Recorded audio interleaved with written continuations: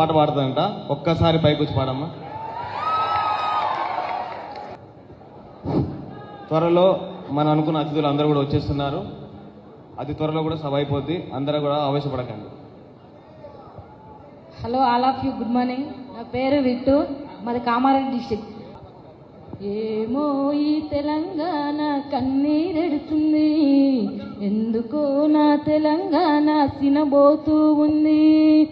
ఏమో ఈ తెలంగాణ కన్నీరెడుతుంది, ఎందుకో నా తెలంగాణ సినబోతూ ఉంది. స్వాతంత్రం వచ్చిన నుండి నేటికి సంకెళ్ళేసుకొని, స్వాతంత్రం వచ్చిన నుండి నేటికి సంకెళ్ళేసుకొని, రగులుతున్న నా గుండె మంటకు అండగా నిలిచేదెవ్వరని. ఏమో ఏమో ఈ తెలంగాణ కన్నీరెడుతుంది, ఎందుకో నా తెలంగాణ తినబోతూ ఉంది.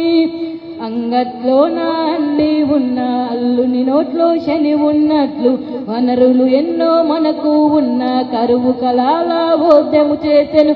బంగారు భూములు మనకు ఉన్న బంజరు భూమిగా మారెను నేడు.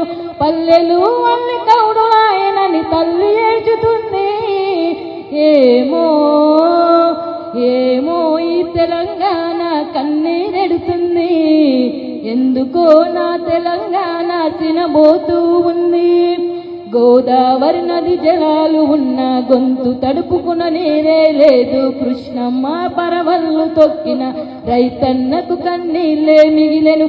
ప్రాజెక్టులు మన పంచన ఉన్న పంట కాలువలు లేక రైతులు ఆత్మహత్యల రైతుల చూసి వలతేరుతూ ఉంది. ఏమో ఏమో ఈ తెలంగాణ కన్నీరెడుతుంది, ఎందుకో నా తెలంగాణ తినబోతూ ఉంది. థ్యాంక్ యూ కృష్ణవేణి, చాలా బాగా పాడింది. Thank you so much.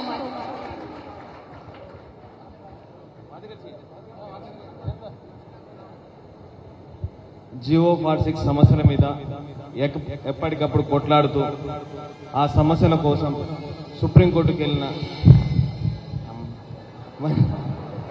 సంతరేంది Congress ప్రభుత్వం మన మీద కక్ష పెట్టింది.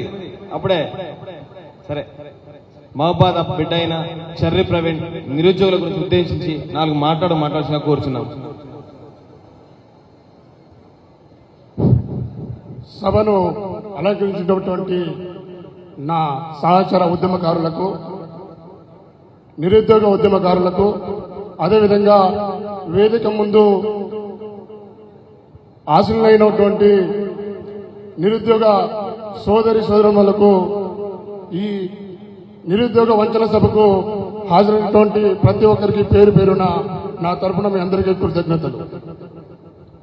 మనం ఏదైతే ప్రభుత్వాలను, ఎన్ని ప్రభుత్వాలు వచ్చినా నిరుద్యోగులము ఎప్పటికప్పుడు ప్రశ్నిస్తూనే ఉన్నాము.